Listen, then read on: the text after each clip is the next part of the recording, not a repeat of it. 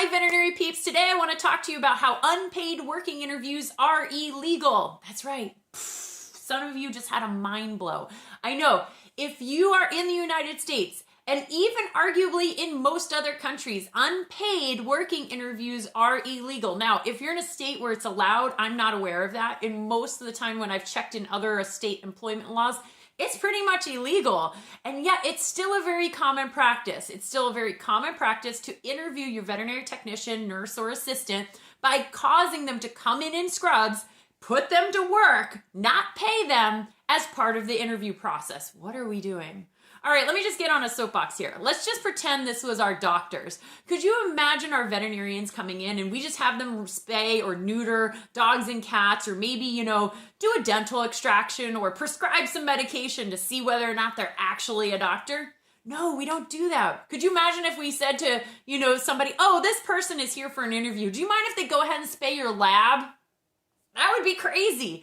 And in fact, a lot of veterinarians are hired without actually ever showing their medical license. Sometimes, and this is true, I know of hospitals that hire on veterinarians and then months later ask for their doctor's license. Like, what? We should probably check to make sure they're a doctor before we hire them on, crazy people. Like, just because they put it on a resume doesn't mean anything.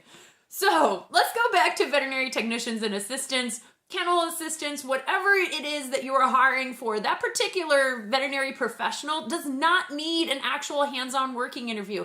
If you want to offer a hands-on working interview, guess what?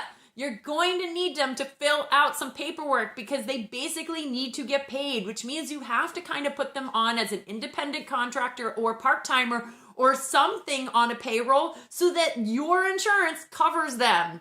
If you have somebody who's in for a quote unquote working interview that's not paid, that gets injured on the job, well, they can sue you. Yeah, they totally can, because they are not covered under your workers' comp. So in order to be covered under your workers' comp and for all those things, you basically have to put them in the system, pay them as if they're an employee just to find out whether or not they're a good hire.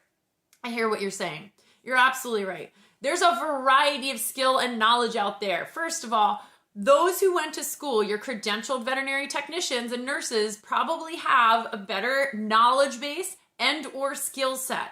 Now, I hear some of you like, but Amy, I get it. Listen, I've worked alongside some unicorns as well. True veterinary assistants that without ever going to school, they go toe to toe with your credentialed vet techs. Like, absolutely kick-ass individuals that I would totally trust my own pets with. I get it. Those are the unicorns.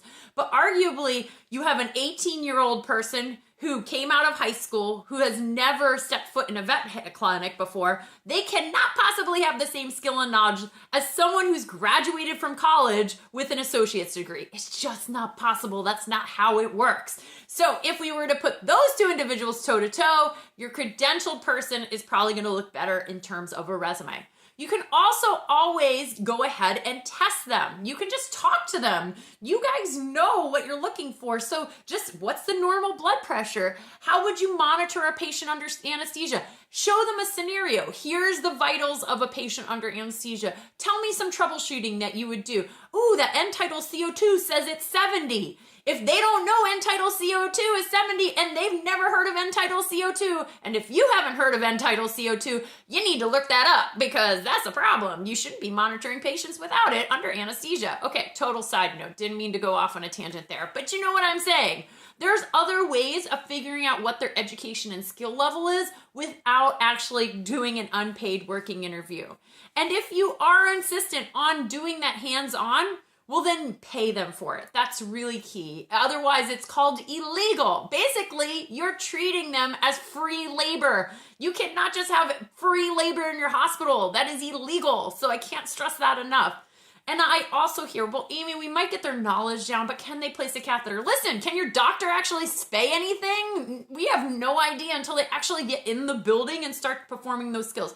If we trust ourselves to hire a veterinarian, then we can trust ourselves to hire a vet tech or nurse or assistant or kennel assistant, whatever it is, we can trust ourselves to do that too. Please, I'm tired of the argument like, but I won't know.